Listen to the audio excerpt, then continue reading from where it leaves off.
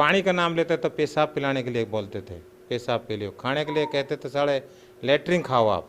10-15 आदमी थे जिन पे सब पे राइफल, बंदूक, अवैध कट्टे, जो भी हथियार थे उनके पास। अवैध हथियार थे? अवैध हथियार थे सबके पास। मैं हूं जाहिर खान और आप देख रहे हैं, आज हम मौजूद हैं जिला भरतपुर के नगर तहसील और उसके एक गांव लगता है सिहावली ग्राम पंचायत। यहां से सरपंच पद के भावी उम्मीदवार हमारे साथ जुड़ रहे हैं। इसका नाम है आबिद खान। क्योंकि चुनाव से पहले एक राजनीतिक लड़ाई तो अलग होती है, लेकिन जब एक राजनीतिक लड़ाई एक निजी तौर पर एक अपहरण में तब्दील हो जाती है और जो विपक्ष का जो पूरा एक एजेंडा है उसको सामने रखते हुए जब किसी का अपहरण करा दिया जाता है, चुनाव से ठीक पहले ऐसी वारदात को अंजाम दिया गया सिहावली में। क्योंकि आबिद के जो अपोजिट जो चुनाव लड़ रहे हैं, उन्होंने आबिद जो सरपंच पद के उम्मीदवार हैं, इनका अपहरण करा दिया था और पूरी वारदात को अंजाम दिया गया। और क्या साजिश थी इसके पीछे, सब कुछ जानेंगे। बड़ी कवरेज चली और बड़े घटनाक्रम राजस्थान के पंचायत राज चुनाव में चल रहा है और काफी तूल पकड़ता जा रहा है मामला। और पुलिस जो है इस पूरे मामले में अभी भी चुप्पी साधी हुई है और सही तरीके से इन्वेस्टिगेशन भी नहीं हो रहा है। लेकिन सब कुछ पड़ताल करेंगे और जानेंगे कि दोनों पक्षों के आखिर हुआ क्या पूरे मामले को। सर, सबसे पहले जानना चाहेंगे कि जो आपकी एक वैचारिक मतभेद होते हैं लेकिन सियासी लड़ाई भी होती है, आपके अपहरण करने के पीछे की क्या खास वजह रही थी? मैं किशनपुरा गांव में अपने पंचायत राज के इलेक्शन की सपोर्ट कर रहा था। करीब रात के 8 बजे का समय था। तो वापस मैं अपने सिहावली गांव लौट रहा था। तो रास्ते में एक बोलेरो गाड़ी सफ़ेद रंग की और 2 बाइक थी, एक लाल रंग की और एक नीले रंग की जी। तो जिसमें करीब 22-23 आदमी लोग वहाँ तैनात खड़े थे। जैसे ही मैं वहाँ मौके पे पहुँचा तो रास्ते में बोलेरो को मेरे सामने आड़ी लगा दिया और मेरे ऊपर बंदूक और लाठी डंडों से वार करने शुरू कर दिया। तो मेरे को वहीं बेहोश कर एक बोलेरो में लेकर और सीसन और सांबरेल के जंगलों में लेकर ज्वार के खेत में दोनों हाथ पैर बांध कर मेरे को कीचड़ में पटक दिया। जो पानी मांगने का नाम लेता तो पेशाब पिलाने के लिए कहा उन लोगों ने। तो मुझे पता जो घटना जिस तरीके से मेरे साथ हुई उसके बारे में कुछ इतनी घिनौनी हरकतें हैं जिनके बारे में मैं कह नहीं सकता। और जो हरकतें मेरे साथ हुई है ऐसे किसी के साथ हुई नहीं हुई आज तक। तो इसलिए वो पंचायत राज वे ये सोचते चाहते थे इलेक्शन का पर्चा नॉमिनेशन से पहले इस बंदे को वापस नहीं लिया जाए। इन लोगों ने कुछ पैसे दे के बाहर के लोग बदमाश थे जो यूपी से आए हुए थे, उन्होंने टारगेट बनाया था कि आप इसको 23 तारीख से पहले इनको ला के नहीं देना ताकि नॉमिनेशन में हम निर्विरोध सरपंच बन जाएं। इनके एक ही साजिश थी।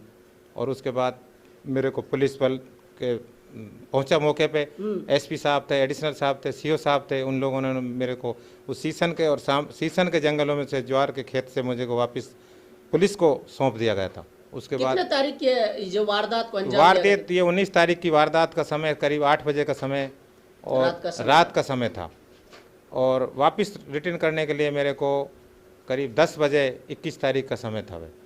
तो कम से कम 48 घंटों में 48 घंटे मेरे को किडनैप रखा उन लोगों ने और न खाने को न पीने को पानी मिला मेरे को वहाँ। तो इस पूरे ऑपरेशन में पुलिस की क्या भूमिका रही थी? पुलिस की भूमिका उस टाइम ठीक रही थी, लेकिन अब पुलिस की भूमिका बिल्कुल नकारा है। कोई भी उनके खिलाफ खुला बेखौफ डोल रहे हैं बदमाश और कोई भी कार्रवाई करने के लिए पुलिस सीख रही है। सच्चो बिल्कुल कार्रवाई करने के लिए तो केस रजिस्टर्ड हो गया? केस रजिस्टर हो गया, लेकिन पुलिस कार्रवाई आज भी नहीं नहीं चल रही अभी। मुझे आज भी सुरक्षा की जरूरत है क्योंकि आने वाला टाइम इलेक्शन 3 तारीख को वोटिंग होनी है जी। तब भी पुलिस को ये डर नहीं, क्योंकि अभी तक उनके पास देखने को नहीं गई कि तुम लोगों ने इसका अपहरण किया है क्या है इस तरीके से। कोई जो अपराधी है, अपराधी खुले रूप में डोल रहे हैं। अच्छा। कोई उनके ऊपर कोई दबाव नहीं, कोई भय नहीं है। अच्छा। हथियार अवैध हथियार लेकर साथ डोलते हैं 8-8 10-10 अच्छा, जब आपको 48 घंटे उन्होंने अपहरण करके रखा था जी, जंगलों में ले जाके रखा था? जंगलों में लेकर तो रखा। कैसे कैसे आपको रखा गया था, क्या क्या हुआ उस वक्त, उस दौर में? उस दौर में मेरे को उन्होंने 10-15 आदमी थे जिन पे सब पे राइफल, बंदूक, अवैध कट्टे, जो भी हथियार थे उनके पास। अवैध हथियार थे? अवैध हथियार थे सबके पास। अच्छा। और उन्होंने हाथ भी पैर दोनों को बांध रखा था। जब पानी का नाम लेते तो पेशाब पिलाने के लिए बोलते थे, पेशाब पी लियो। खाने के लिए कहते थे साले लेटरिन खाओ आप। तो मेरे साथ जो वारदात हुई है बहुत ही घिनौनी है। तो ऐसा तो नहीं कि इसके पीछे आपसे पहले भी कुछ आपकी कोई आपसे रंजिश रही हो? आपकी रंजिश में लोगों से कोई नहीं थी, राजनीतिक रंजिश है। उनका मकसद ये था कि ये लोग किडनैप हो जाएगा तो मैं निर्विरोध सरपंच बन जाऊंगा। इनका एक ही मकसद था। तो अभी आप क्या चाहते हैं? अब मैं ये चाहता हूँ अब मुझे न्याय मिले और न्याय के साथ मुझे सुरक्षा मिले। पुलिस अभी तक कोई कार्रवाई नहीं कर रही है। पुलिस की लचर व्यवस्था अभी भी, लचर व्यवस्था अभी भी। अच्छा। बिल्कुल पुलिस कोई कार्रवाई नहीं कर रही है। तो अपराधी कोई खौफ नहीं है अपराधियों को, बिल्कुल पुलिस की तरफ से। चुनाव प्रचार कर रहे हैं वो लगातार चुनाव प्रचार कर रहे हैं। हम डर के कर रहे हैं चुनाव प्रचार, रात के समय बिल्कुल नहीं करते हैं। अच्छा, हाँ जी। वो आपके गांव में खुला घूम रहा है? खुला घूम रहा है अब। अच्छा, जो आपको चोट लगी, कहाँ कहाँ चोट लगी आपको? मेरे रीढ़ की हड्डी में चोट लगी है, 2 पसली क्रैक है मेरी साइड से, सीधे हाथ की, जिनमें मैंने सोनोग्राफी कराई है। यहाँ पे आपने? जी जी जी। इसमें फ्रैक्चर है? बिल्कुल फ्रैक्चर है। कितनी हड्डियां हैं? 2 पसली क्रैक। 2 पसलियों में फ्रैक्चर है? जी जी। अच्छा। हाथ में 2 चोट है, इधर आंख पे 2 चोट है, इधर मेडिकल से मारा था मेरे को, रिवॉल्वर से? जी जी। और रॉड से आपको? रोड से रिवॉल्वर से मारा था। अच्छा, और इस पैर में क्या? पैर में सरिया मारा था। सरिया। देखिए कितनी घिनौनी हरकत को अंजाम दिया गया, सिर्फ एक राजनीतिक लड़ाई के लिए, अपनी राजनीतिक रोटी को सेकने के लिए।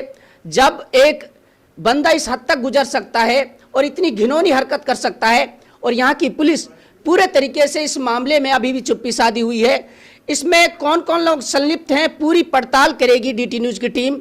जो अपराधी हैं अभी भी खुले घूम रहे हैं, और जो राजस्थान सरकार है इस पूरे मामले को अभी भी सही तरीके से इनका इन्वेस्टिगेशन, इनकी जांच नहीं करा पाई है। लेकिन पुलिस की अभी भी इसमें क्या लापरवाही है उसके बारे में भी बातचीत करेंगे और जानेंगे।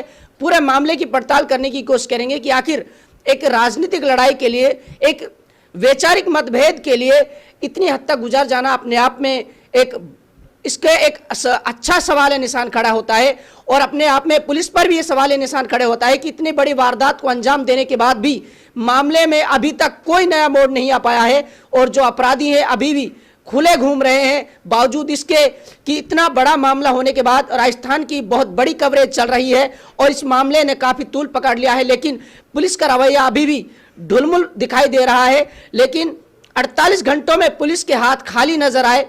जब पॉलिटिकली और राजनीतिक जब दबाव डाला गया पुलिस पर, तो उन अपराधियों से, उनके चंगुल से इस आबिद खान जो सरपंच पद के भावी उम्मीदवार हैं, इनको छुड़ाया गया।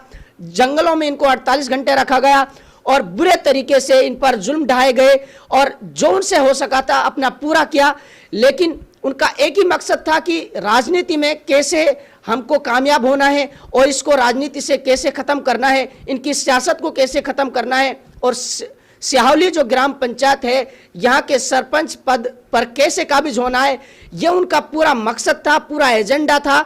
और पूरी पड़ताल हम लोग करेंगे कि आखिर ऐसे अपराधियों पर यहाँ की सरकार, यहाँ की पुलिस अब तक कार्रवाई क्यों नहीं कर पाई है, और पूरे मामले की गहनता से जांच की जाए और पूरे मामले को सही तरीके से इसका इन्वेस्टिगेशन करके जो अपराधी हैं इस मामले को संज्ञान में लेते हुए तुरंत प्रभाव से कार्रवाई की जाए। तब तक के लिए बने हमारे साथ, क्योंकि दूसरे पक्ष के लोगों से भी बातचीत करेंगे, उनसे जवाब तलब करने की कोशिश करेंगे और पुलिस से भी जानेंगे कि इस मामले में आखिर क्या चल रहा है। देखते रहिएगा, डीटी न्यूज की टीम के साथ बने रहेगा, हम आपको लगातार की कवरेज दिखा रहे हैं।